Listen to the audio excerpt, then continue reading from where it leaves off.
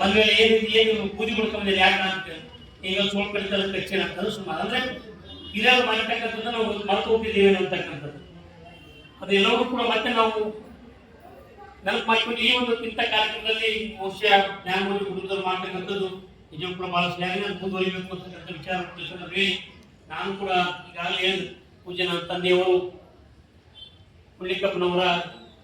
ರಾಜಕೀಯ ಶಿಷ್ಯರು,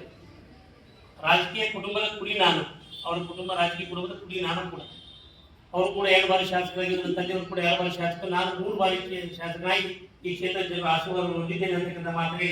ಖಂಡಿತವಾಗಿ ಬೇರೆ ಬೇರೆ ರಚನಾತ್ಮಕ ಕೆಲಸಗಳನ್ನು ಮಾಡುವ ಮೂಲಕ ತಂಗುಗಳು ನೋಡಿ 14 ವರ್ಷ 15 ವರ್ಷ ನಿಜವಾಗ್ಲೂ ಕೂಡ ನಮಗೆ ತಂದೆ ತಾಯಿಗಳು ಸಾಕಲು ಕೂಡ ಒಂದಾಗ್ತಕ್ಕಂಥ ಪರಿಸ್ಥಿತಿಗಳು ತಾವಾಗ್ತಿದ್ರೆ ಅವರಿಗೆ ಸಹಾಯಧನವನ್ನು ಮಾಡ್ತಕ್ಕಂಥದ್ದು ಹೀಗೆ ಬೇರೆ ಬೇರೆ ಅನೇಕ ರಚನಾತ್ಮಕ ಕಾರ್ಯಕ್ರಮ ಮಾಡೋದ್ರ ಮೂಲಕ ಅವ್ರು ಇನ್ನೂ ಕೂಡ ಜೀವಂತವಾಗಿರ್ತಕ್ಕಂಥ ಆ ಕಾರ್ಯಕ್ರಮ ಮಾಡ್ತಕ್ಕಂಥದ್ದು ನಮ್ಮೆಲ್ಲರೂ ಕೂಡ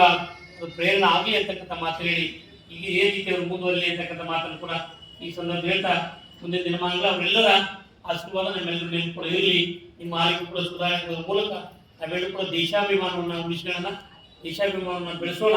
ಆ ಮೂಲಕ ನಾವು ಎಲ್ಲರೂ ಕೂಡ ದೇಶಭಕ್ತರಿಗೆ ಮೆಲ್ಲೋಣ ಅಂತಕ್ಕಂಥ ಮಾತು ಹೇಳಿ ನಿಮ್ಮ ಪ್ರಬಂಧಿಸಿದ ಮಾತು ಮುಗಿಸ್ಕೊಳ್ಳಿ.